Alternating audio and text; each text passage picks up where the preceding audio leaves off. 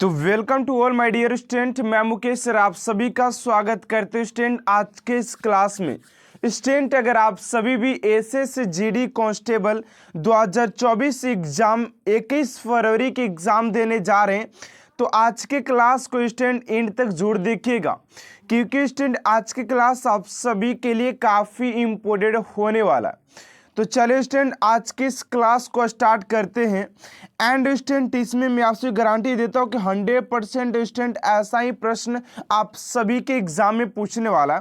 हालांकि स्टूडेंट यहाँ पर आप सभी के लिए 20 क्वेश्चन को लिया गया और मात्र 5 से 6 मिनट में हम लोग सारे क्वेश्चन को कवर अप करने वाले, ठीक है ना।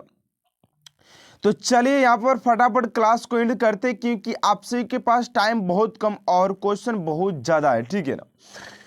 चलिए पहले प्रश्न की ओर बात करते हैं स्टूडेंट। पहला प्रश्न आप सभी से पूछा जा रहा है कह रहा है कि राष्ट्रीय जनगणना कब हुई थी। राष्ट्रीय जनगणना कब हुई थी। आप लोग को अगर आंसर पता होगा तो फटाफट कमेंट बॉक्स में लिखिएगा कि इसका आंसर क्या हो जाएगा, ठीक है ना। हर एक क्वेश्चन का आंसर आप सभी लगातार दीजिएगा। तो राइट आंसर हो जाएगा आप सभी का 1872 में ऑप्शन नंबर ए स्टूडेंट आप सभी का राइट आंसर हो जाएगा 1872। चलिए अगले प्रश्न को और बात कर लेते हैं स्टूडेंट। आप सभी का अगला प्रश्न है दूसरा नंबर, देखिएगा। दूसरा नंबर प्रश्न पूछ रहा है कि सम्राट अशोक किस वंश से संबंधित थे। तो सम्राट अशोक की बात करते हैं स्टूडेंट कि किस वंश से संबंधित हो जाते हैं। तो राइट आंसर हो जाएगा क्वेश्चन नंबर 2 का ऑप्शन नंबर ए, यानी कि मौर्य वंश से संबंधित हो जाते हैं। ऑप्शन नंबर ए स्टूडेंट आप सभी का राइट आंसर हो जाएगा मौर्य वंश, ठीक है ना। चलिए अगले प्रश्न को बात करते हैं स्टूडेंट। आप सभी का दूसरा नंबर प्रश्न क्या पूछा जा रहा है, ध्यान दीजिएगा। तो दूसरा नंबर प्रश्न का तीसरा नंबर कि चतुर्थ बौद्ध सम्मेलन किसके शासन काल में हुआ था। चतुर्थ बौद्ध सम्मेलन की बात करते स्टूडेंट आप सभी के कि किसके शासन काल में हुआ था। तो तीसरा का हो जाएगा आप सभी का ऑप्शन नंबर सी, यानी कि कनिष्क के शासन काल में आप सभी चतुर्थ बौद्ध सम्मेलन कराया गया था, ठीक है ना। चलिए अगले प्रश्न को और बात करते हैं स्टूडेंट। आप सभी का चौथा नंबर प्रश्न यहाँ पर पूछा जा रहा है कि राइडर कप का संबंध किस खेल के साथ है। राइडर कप का संबंध किस खेल के साथ है। ये भी प्रश्न, ऐसा भी प्रश्न आप सभी के एग्जाम में 1 से 2 100% देखने को मिलेगा, जो कि आप सभी के लिए काफी इंपोर्टेंट रहने वाला है।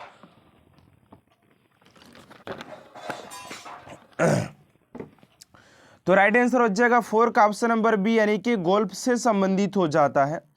ऑप्शन नंबर बी स्टूडेंट आप सभी का राइट आंसर हो जाएगा गोल्फ। चलिए फटाफट क्लास को मैं इसलिए करा रहा हूं क्योंकि देखिए टाइम आपके पास बहुत कम और क्वेश्चन बहुत ज़्यादा करना है, इसलिए मैं क्लास को फास्ट करा रहा हूं, जो कि आप सभी के लिए काफ़ी इंपोर्टेंट रहने वाला है। अगर आप लोग धीरे धीरे करेंगे तो नहीं कर पाएंगे अपने, ठीक है ना। चलिए 5 नंबर प्रश्न करा है कि भारत के संविधान में संघ शब्द का प्रयोग किस अनुच्छेद में किया गया है। करें कि भारत के संविधान में संघ शब्द का प्रयोग किस अनुच्छेद में किया गया है। तो 5 का राइट आंसर हो जाएगा स्टूडेंट आप सभी का ऑप्शन नंबर ए, यानी कि अनुच्छेद 1 में किया गया है। ऑप्शन नंबर ए आप सभी का राइट आंसर हो जाएगा क्वेश्चन नंबर 5 का। चलिए अगले प्रश्न को और बात करते हैं। आप सभी का 6 नंबर प्रश्न है कि आयकर दिवस कब मनाया जाता है, ठीक है। अभी आप सभी के हालांकि एग्जाम में बार बार ऐसे प्रश्न पूछा जाता है, जो आप सभी के दिन और दिवस की बात किया जाए तो ये कौन सा दिन कब मनाया जाता है, तो 1 से 2 प्रश्न पूछा जाएगा, इसको थोड़ा सा याद कर लीजिएगा। तो आयकर दिवस की बात करते हैं आप सभी के, तो 24 जुलाई को मनाया जाता है। ऑप्शन नंबर ए स्टूडेंट आप सभी का राइट आंसर हो जाएगा 24 जुलाई, ठीक है ना। चलिए अगले प्रश्न को और बात कर लेते हैं स्टूडेंट। आप सभी का आप देखिएगा आप सभी का 7 नंबर प्रश्न क्या कर रहा है। 7 नंबर प्रश्न कर रहा है कि भारतीय संविधान में राष्ट्रपति के चुनाव की प्रणाली, कह रहा है कि भारतीय संविधान में राष्ट्रपति के चुनाव की प्रणाली किस देश से ली गई है। किस देश से ली गई है। तो 7 का हो जाएगा आप सभी का ऑप्शन नंबर सी, यानी कि ये आयरलैंड से लिया गया है।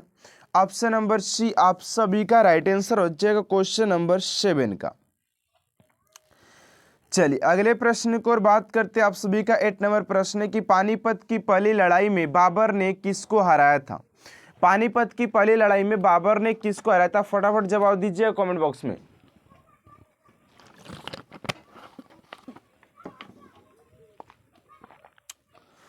तो राइट आंसर हो जाएगा आप सभी को इब्राहिम लोदी को हराया था। ऑप्शन नंबर बी आप सभी का राइट आंसर हो जाएगा।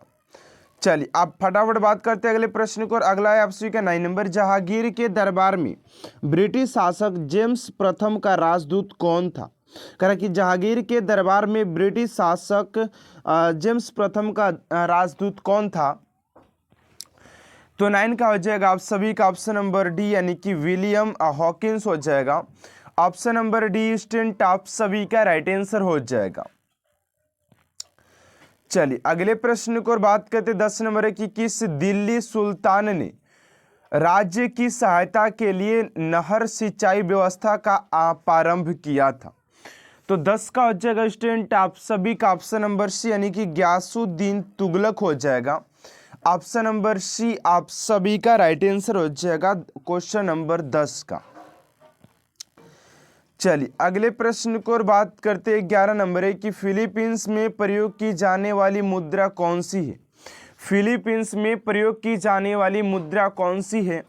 तो 11 का हो जाएगा आप सभी का पेसो हो जाएगा। ऑप्शन नंबर ए स्टूडेंट आप सभी का राइट आंसर हो जाएगा। चलिए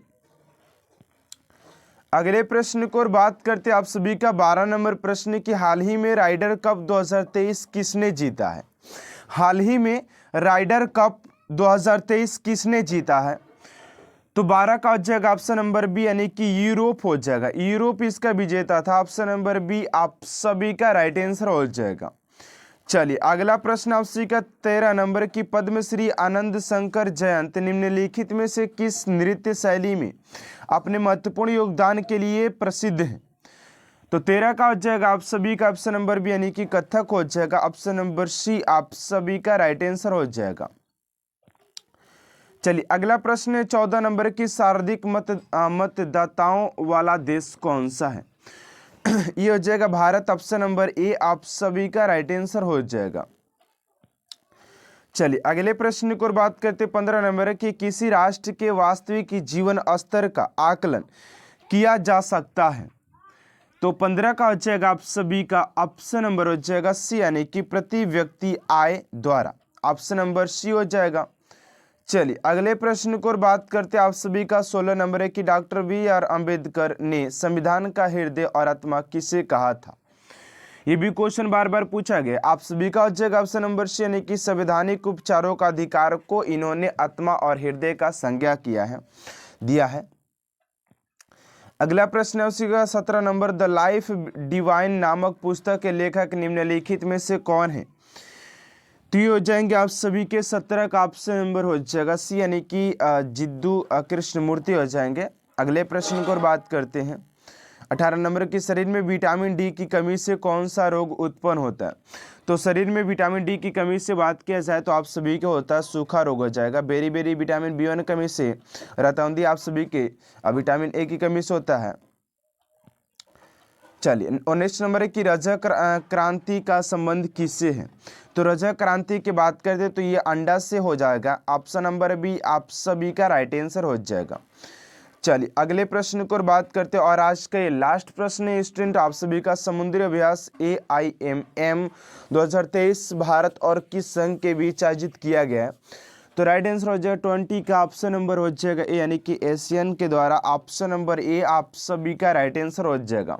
तो आज के क्लास को स्टूडेंट यहीं तक एंड करते हैं। अगर आपसे क्लास अच्छा लगे तो प्लीज चैनल को सब्सक्राइब कर साथ साथ बेल आइकन को प्रेस कर दीजिएगा ताकि ऐसा मोस्ट इंपोर्टेंट क्लास स्टूडेंट आप तक सबसे जल्द पहुंचते रहे। और आप सभी कमेंट बॉक्स में लिखिएगा कि 20 क्वेश्चन में स्टूडेंट आप सभी कितने क्वेश्चन को अटेंड कर पाए हैं। तो मिलते हैं स्टूडेंट नेक्स्ट क्लास में। अगर आपसे क्लास अच्छा लगे तो प्लीज चैनल को सब्सक्राइब कर साथ साथ बेल आइकन को प्रेस कर दीजिएगा। तो मिलते हैं नेक्स्ट क्लास में student. Thanks for watching my class.